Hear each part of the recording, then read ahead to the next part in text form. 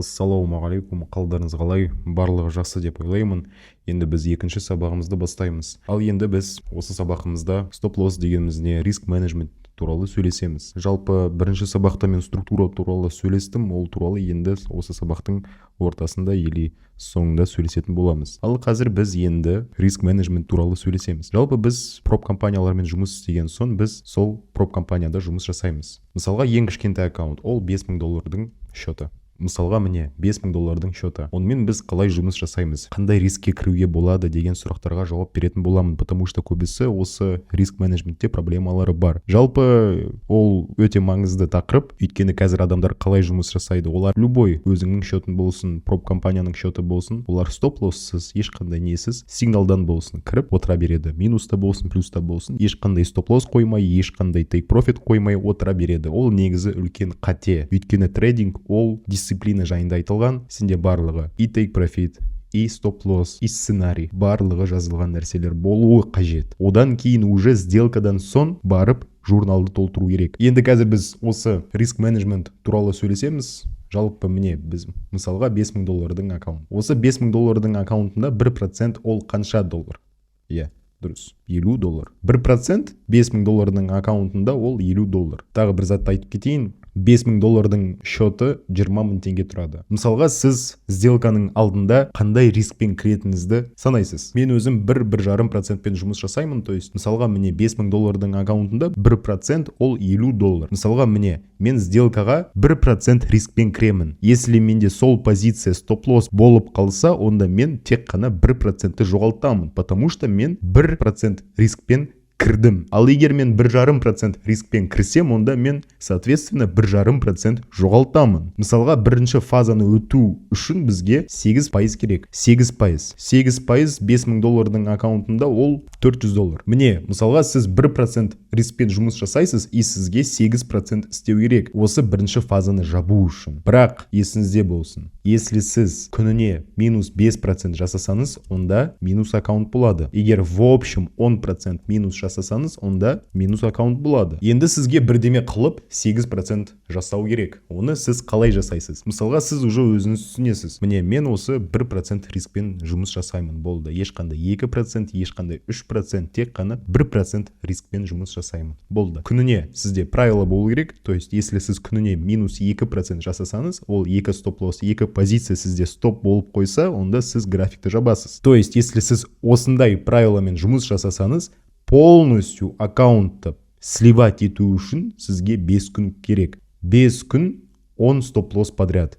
То есть, если сіз 1% рискпен жұмыс жасасаңыз, сізге осы аккаунтты сливать ету алу үшін сізге 5 күн керек. И минус 10 сделка подряд. Енді ондай жағдай навряд ли болады, если сізде біліміңіз бар болса. А так жалпы өзім мен бірінші прибыльға дейін 40 проб аккаунт сливать еттім, бірақ айталаймын. Менің сөздеріме қарамаңыздар. Әр адам өзінің жолы болады. Менде осындай жол болды мысалға. Біреулер 1-2 аккаунт сливать етіп, фандед болып кетеді. Мен негізі 20 проб аккаунт сливать еткеннен кейін уже фандед болдым, бірақ выплатаға үлкен цельдар қойдым. Поэтому мен выплата алатын күнге дейін жетпей, осылай сливта жүретінмін. Өзім 20 проб аккаунт сливать еткеннен кейін уже фандед болдым, бірақ выплата алмадым. И уже сосын бірінші выплатамды 40 проб аккаунт сливать еткеннен кейін алдым. Бірақ менің сөздеріме қарамаңыздар. Ой, Алиасқар, если 40 проб аккаунт сливать етсем, мен қанша жүремін деген ойларыңыз болмасын, потому что әр адамның өзінің жолы бар. Әр адамның өзінің жазылған жолы бар. Поэтому менің сөздеріме қатты қарамаңыздар. Адамдар менен сұрайды,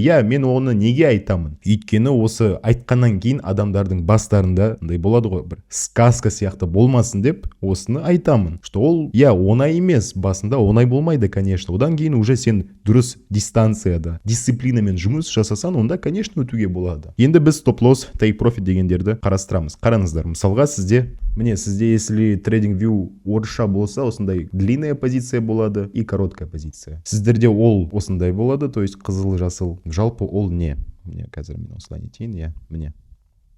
Жалпы ол не? Қараңыздар, міне қараңыздар. Мысалға осы, ол лонгқа ашылатын зат, то есть үстіге. Ал бұл екінші варианты, то есть шорт үшін. Астыға. Міне, қараңыздар. Мынау бізде точка входа. То есть оны көбінесе трейдерлер ТВХ дейді. ТВХ. Бауырым, сенде ТВХ қайда десе, сіз уже осыған қарап айтасыз, міне менің ТВХ-м осы жерде.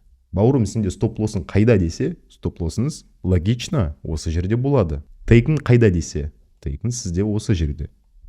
Шартовый варианты дәл солай, бірақ керісінше, мынау сіздің ТВХ-ңыз, точка входа, мынау бізде стоп-лосс, мынау бізде take profit. Жақсы, ол қалай жұмыс жасайды? Енді осы аттарын біліп алғаннан кейін біз оны қалай нетеміз десеңіздер, міне қараңыздар. Мынау бізде точка входа. Осы жерде біз сделкаға кіреміз. Осы жерін біз сделкаға кірген жеріне қоямыз. Мысалға, міне біз кірдік. И сразу стоп-лоссты, то есть стоп-лоссты біз элементарно минус 1% болатын жерге қоямыз. Например, 1% сізде осы жерде. Take profit сізде осы жерде. И все. Сіз, допустим, осы жерде кірдіңіз, баға жүріп астыға кетіп қалды. Құлай берсін. Ол если осындай жасаса да, сізді автоматически, если сіз стоп-лоссты қойсаңыз, сізді автоматически осы жерде жабады. Осы қызыл бітетін жерде. Если баға осы жерге жетсе, все, сізде осы позиция минуспен автоматически жабылады. Ал егер осындай жағдай болып қалса, қараңыздар, міне баға осы жерге жетті. Не болады? Дұрыс, плюспен жабылады. Егер баға осылай істесе, осының зонасына кіріп, осы жерде сіз, значит, минуста боласыз. Бірақ баға жабылмады. Пока баға осы жерге жетпегенше, сізде позиция жабылмайды. Баға стопқа жетпей, үстіге кетіп қалу мүмкін. И уже сізде take profit болады. Если баға автоматически жабылса, онда take profit болады. Если баға стоппен жабылса, онда stop-loss болады. Көбінесе трейдерлер бір затты қолданады. Ол қандай? Мысалы, осы жерден кірді, точка входадан. Олар кіргеннен кейін баға сәл көтерілсе, олар стоп-лоссын осы жерге қояды. То есть без убыток. Если даже баға кетіп қалса, олар минуспен жабылмайды. Без убыток. Қазақшасын енді білмеймін. Без убыток, то есть ақшалары алынбайды. Минуспен емес, плюста емес, просто 0. Қалай кірдіңіз, солай шығасыз. Ешқандай нәрсені алмай, ешқандай затты кетірмей шығасыз. То есть, если баға осыған тисе, осы точка входаға, все, баға жабылады. Автоматически. Сіз стоп-лоссыңызды любой жерге қоя аласыз. Например, баға сәл үстіге кетті, сіз уже стоп-лоссыңызды осы жерге қоя аласыз, любой жерге. Значит, баға осылай астыға кетіп қалса, онда плюспен жабылады, понимаете? Сіздің минус алатын жеріңіз міне осы қызыл жері. Ал осы жасыл жерде сізде чисто плюс болады. Шартовый вариантта дәл солай, бірақ барлығы керісінше, міне сізде мынау точка входа, сіз осы жерден кірдіңіз, үстіге барып қалса стоппен жабылады, астыға барса take profitке онда плюспен жабылады. Енді RR дегеніміз не? Қараңыздар. Осы ең күшті тақырып мен үшін. Қараңыздар. Осыны қараған кезде, міне, допустим, мынау лонг қашылатын позиция, қараңыздар. Сізде мұнда RR деп жазылып тұр, міне, risk reward. RR 3. Ол қалай? Мысалға, сіз осы позицияға 1% рискпен кірдіңіз. Хорошо? То есть 1% риск ол $50. $50 сіз рисковать еттіңіз. Енді қанша ақша табамыз десеңіздер, қараңыз. Если сіз стоп-лосс алып қойсаңыз, онда минус $50 болады. То есть 1%. Минус 1% болады. Ал егер баға take болса, үстіге барса, онда осы сделканы алынған рискті осы RR-ге көбейтеміз. Осы жерде бізде қанша RR? 3. Значит, 1%-ті 3-ке көбейтеміз. Қанша шығады? 3% шығады. 3% ол $150. То есть, если сіз стоп-лосс алып қойсаңыз, минус $50 болады. Ал егер осы сделка сізде плюспен жабылса, онда плюс $150 болады. Конечно, если сіз take profitіңізді үстіге қойсаңыз, RR көбейеді. Егер стоп-лоссты астыға қойсаңыз, RR кішірейді. Егер стоп-лоссыңызды кішкентай қылсаңыз, онда RR соответственно көбейеді. Міне, негізі менің шаблоным ол қандай? Менің шаблоным негізі ол 4 RR. Міне, 4 RR. Осындай шаблонмен мен сделкаларға кіремін. Сол үшін сделкаларға кірген сәтте стоп-лосстарыңызды, take профиттарыңызды қойыңыз. Ол өте маңызды зат. Егер сіз оны қоймасаңыздар, сіз дисциплинированный трейдер болмайсыз. Сіз минусқа ұшырайсыз. Сосын отырасыз. Ой, неге минус? Ой, неге осындай? Ой, неге сигнал дұрыс емес? Ой, неге осы адам маған жазды? Ой, неге осы адам маған нетті деп отырасыздар. Ол өте жаман нәрсе, өйткені трейдинг ол өзіңмен өзің жұмыс істейтін жер. Ешқандай коллега, ешқандай босс, ешқандай начальник жоқ бізде, понимаете? Осы жерді түсініңіздер. Сіз только өзіңмен өзіңіз жұмыс жасайсыз. Ешкім қасыңызда бола алмайды. Осыны түсініңіздер. Енді осы структураға қайтадан келсек, қараңыздар, бізде баға не істеп жатыр? Мысалға, міне бір күндік таймфреймді ашайын, бір күндік таймфреймді ашайын. Бізде баға не істеп жатыр? Баға бізде осы жерде, то есть лонговый, үстіге бара жатыр. Сізде осындай инструмент болады. Оның аты траектория. Қараңыз. Сіз уже осы траекторияны алып белгілейсіз. Мысалға осы жерді қараңыз. Максимум, минимум, максимум, минимум, максимум, минимум, максимум, минимум, максимум, минимум, максимум, минимум, максимум. Осы жерге тартасыз. Міне. Осы жерде бізде структура қандай? Лонговый, то есть үстіге бара жатыр, баға үстіге бара жатыр.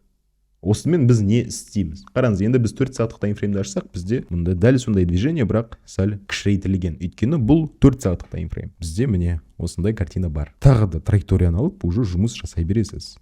Міне. Осылай сызып, бүкіл жерін түсініп отырсаңыз, сіз барлығын негізі түсінуіңіз керек. Егер сізде бір сұрақтарыңыз болса, осы график туралы, сіз біздің общий чатымызға қосылып, сұрақтарыңызды қойсаңыз болады. Міне, то есть бұл бізде бір күндік, ал бұл 4 сағаттық. Енді ликвидность дегеніміз не? Енді осы тақырыпқа келсек, бұл өте күрделі тақырып, өте мен үшін бір жақсы көретін тақырыбым. Жалпы осы нарық бізде ликвидностьтан ликвидностьқа қарай жүреді. Постоянно. То есть ликвидность болмаса, баға бір направлениеде ұша беруші еді. Мысалға қараңыздар. Если бізде ликвидность болмаса, бізде баға только бір направлениеде жүре беруші еді. То есть бізде осындай движение бар, қараңыздар. Мне мысалға мынау бізде лонговый направление. Мынау основное движение, мынау коррекция, то есть баға демалады. Мынау основное движение, баға демалады. Мынау основное движение. И баға осылай постоянно жүре береді. Міне. Адамдар мында сатып алды, маркетмейкерлер. Мында бағаны түсірді, мына жерде қайтадан сатып алды. Міне осылай бізде баға жүреді. Шартовый вариантта дәл солай, бірақ керісінше міне. Основное движение, коррекция, основное движение, коррекция, основное движение и уже жүре береді. Осы коррекция жасағаннан кейін ол не істейді? Қараңыздар, бізде осындай бір тақырып бар. Оның аты ликвидность. Ликвидность дегеніміз не? Ликвидность бір сөзбен айтқанда ол ақша. Ликвидность ол ақша. То есть нарық ақшаны алып жүреді постоянно. Бүкіл жерде бізде ақша бар. Максимумда, минимумда, бүкіл жерде бізде ақша бар. И нарық осы ақшаны алып жүреді постоянно. Ақша ол не? Ол ликвидность. Қараңыздар. Мысалға міне. Лонговое направление. Бізде мында ақша қайда? То есть ликвидность. Бізде ликвидность, мен айттым ғой, бізде ликвидность әр минимумда, әр максимумда болады. Міне. Максимум, минимум, максимум, минимум, максимум. Мынау әлі минимум емес, өйткені ол әлі обновление жасаған жоқ. Обновление осыны сындырған кезде, осы максимумды сындырған кезде, то есть обновление жасаған сәтте, бізде осы минимум болады. Ал қазір баға жай ғана коррекция істеп жатыр. Сонда, если ол осы обновлениені жасаса, бізде уже осы максимум сынады, то есть обновление болады. Осы обновление болған сәтте бізде осы жері минимум болып саналады. Значит, бізде ликвидность әр максимумда, әр минимумда болады. Лонговый направлениеде біз қай жерге постоянно обновление жасаймыз? Дұрыс, максимумдарға обновление жасаймыз. Осы үстін біз постоянно обновление жасаймыз. Неге? Өйткені бұл лонговый направление. Ал лонговый направлениеде біз максимумдарға обновление жасаймыз. Баға постоянно осы ликвидностьті алып тұрады. Хоп, алды, демалды. Хоп, алды, демалды. Осылай постоянно жүреді. Ал асты не болады десеңіздер, қараңыздар. Осы жерге менің қолданатын затым шығады. Ол қандай? Енді осыған көшкенше біз осы шартовый вариантты қарастырайық, қараңыздар. Шартовый дәл солай, бірақ барлығы керісінше, қараңыздар. Осы моментті қараңыздар. Міне, основное движение, демалды, то есть коррекция. Основное движение, коррекция, основное движение, коррекция, основное движение болды. Міне, бізде мұнда шартовый вариантта, то есть біз лонговый движениеде қай жерге обновление жасай бердік? Дұрыс, максимумдарға. Ал осы шартовый вариантта біз енді минимумдарға обновление жасаймыз. Міне, обновление болды. Міне, обновление болды. Міне, обновление болды. Біз постоянно осы минимумдарға обновление жасаймыз. Өйткені бұл ликвидность, бұл ақша. Түсінесіз бе? Ал Алиасқар, енді біздің максимумдарымыз, лонговый направлениеде минимумдарымыз не болады десеңіздер, қараңыздар. Осы жерде енді менің өте жақсы көретін затым шығады. Ол не? Inducement. Inducement дегеніміз не? Мысалға, лонговый направлениеде бізде осындай сурет болады.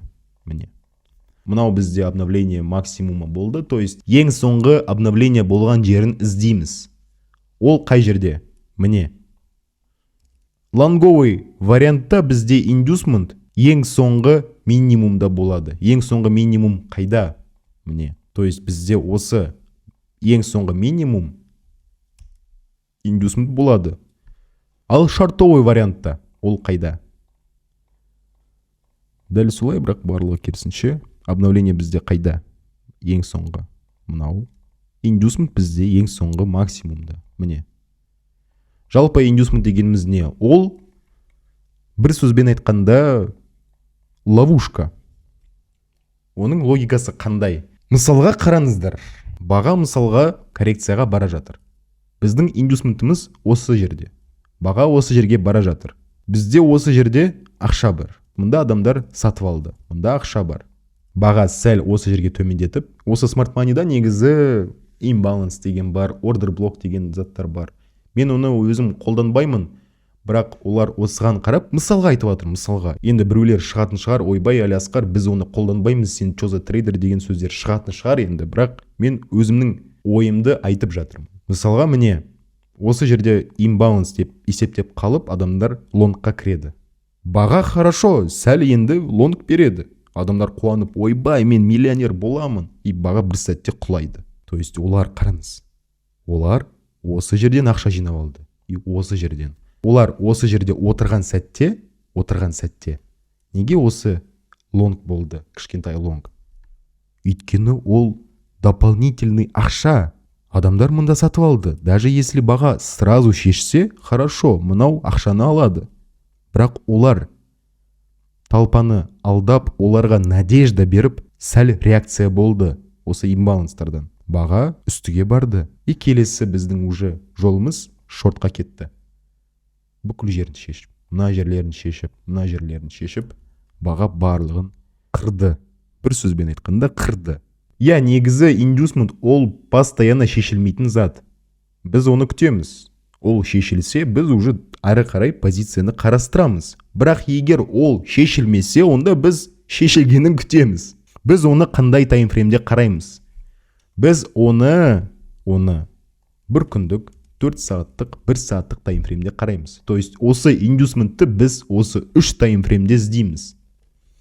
Осы 3 таймфреймде іздегеннен кейін біз уже ары қарай сделканы қарастырамыз. То есть ол шешілгеннен кейін біз сделка алуды дайындаламыз. Енді если сіз бір жерде көрсеңіздер, inducement шешілгенің, ойбай, сразу лонгқа крем деп отырмаңыздар. Өйткені оның ішінде тағы бір сетапы бар. Жалпы inducement ол ликвидность. Мен өзім тек бір ғана ликвидность қолданамын. Ол осы inducement. Шартовый вариантта міне ең соңғы обновление болған жері, мынау бізде максимум. Inducement. Ол шешілсе, біз уже сделканы іздейміз шортқа. Ал егер осындай жағдай болып қалса, қараңыздар. Баға осы жерге бармай, обновление жасады. Обновление болды, значит бізде осы inducement осы жерге көшеді. Енді маған көп сұрақтар келеді, осы inducement сенде бір жұмасына қанша рет шешілінеді деп. Негізі бізде бұл inducement чуть ли не каждый день шешілінеді, поэтому бастарыңызды ауыртпаңыздар. Мен өзім басқа ликвидностьтарға қарамаймын. ПДХ, ПДЛ, МНК, ПТП болсын. Мен оларға қарамаймын. Біреу қолданатын шығар, бірақ мен ол заттарды қарамаймын. Мен сессияларға қарамаймын. Мен тек қана осы бір ликвидностьқа қараймын. Жалпы сессия дегеніміз не екенін, если сіздер қаласаңыздар, мен түсіндіре аламын. Енді келесі сабақта. И тағы бір айтатын зат. Қараңыздар. Мынау бізде DXY графигі, мынау бізде евро USD графигі. Өткен сабақта мен айтатын болатынмын, что бізде DXY ол шортқа барса, енді евро бізде лонгқа жүреді. Олар бір-біріне қарама-қарсы жұмыс жасайды. Қараңыздар. Мұнда бізде DXY-да обновление соңғы осы жерде, inducement бізде осы жерде. Еврода бізде обновление осы жерде, inducement бізде осы жерде. Енді біз осындай бір затты көрсек, қараңыздар. Мысалға DXY шешті, ал евро оны шешкен жоқ. Біз не істейміз? Осы моментте біз уже оған қарамаймыз. Өйткені бізге истинное снятие керек. Истинное снятие дегеніміз не? Ол DXY парасында снятие и евро парасында снятие болу керек. То есть екі снятие болу керек. Ал егер осындай болса, негізі осының аты, мысалға бір жерінде шешілді, екінші жерінде шешілмеді. Оның аты SMT. Біз оған қарамаймыз. Ал егер DXY шешілсе, евро шешілсе, онда біз уже дальше қарастырамыз. Екі жерде шешілінді. Дальше біз уже сделканы іздейміз. Енді біз нарықта көрсек, негізі бұл бүкіл жерде мысалға мынау обновление болды, мынау бізде индюсмент. Оны алып шортқа кетті. Обновление болды, индюсмент алынды, шортқа кетті. Обновление болды, индюсмент алынды, шортқа кетті. Ол бүкіл жерде негізі. Бұл бір күндік таймфрейм. Енді 4 сағаттық таймфреймді қарасақ,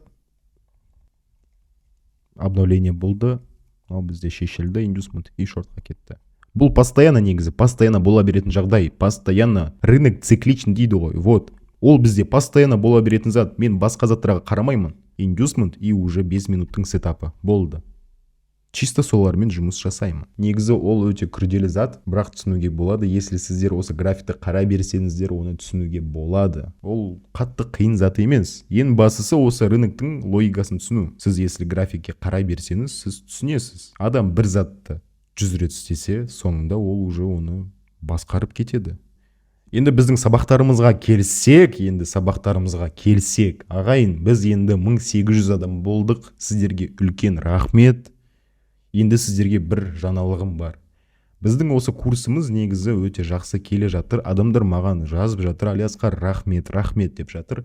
Енді сіздер көрген шығарсыздар, мен бірінші сабақта айтқан болатынмын. 1650 подписчик болған кезде мен уже екінші сабақты саламын деп. Кешіріңіздер, енді осылай шықты. Бізде қазір уже 2 видео салынды, мынау уже 3-ші видео болып саналады. Негізі осы каналымды қарасаңыздар, өте көп видео бар, соларды қарап шықсаңыздар да болады. Вот, жалпы біздің енді осы обучениемен не істейміз? Сабақтар салынады. Келесі сабақ осы видео салынғаннан кейін 2-3 күннен кейін шығады, Алла қаласа. Енді сіздер бір комментарий жазып қойсаңыздар, лайк бассаңыздар, реакция қалдырсаңыздар, маған ол өте үлкен поддержка болады, өте үлкен мотивация болады.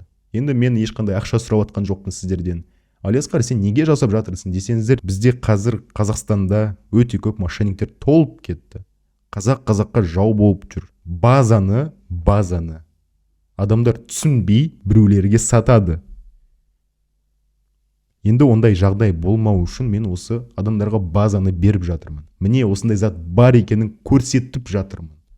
Сіздерде енді сұрақтарыңыз болса, бізде тегін чат бар. 500 адамымыз бар онда. Жеке сұрақтарыңыз болса, маған шыға аласыздар. Ешкімнен мен ақша сұрап жатқан жоқпын. Енді осы сабақтардан кейін менің қазір бір ойым бар. Егер біз осылай жиналып, новичоктар болып, прямой эфир жасасақ, қалай болады? Вот осы идея туралы жазып кетсеңіздер күшті болар еді. Если біз прямой эфир жасап, сіздің сұрақтарыңызға жауап берсек, сосын сол прямой эфирді YouTube-қа салсақ, қалай болады? Ағайын, осыны жазып кетіңіздер. Мен жауаптарыңызды күтемін. Ал енді бізде екінші сабақ осылай бітеді. Негізі 3 видео салынды. Бірінші сабақ бізде бастапқы сабақ болды. Екінші видео бізде бірінші сабақ болды. Енді қазір 3-ші видео шығады. Екінші сабақ. Енді сіздерге ұнады деп үміттенемін. Алла қаласа 2-3 күннен кейін, енді осы видео салынғаннан кейін 2-3 күннен кейін бізде жаңа видео шығады. Күтіңіздер. Сіздерге ұнады деп үміттенемін.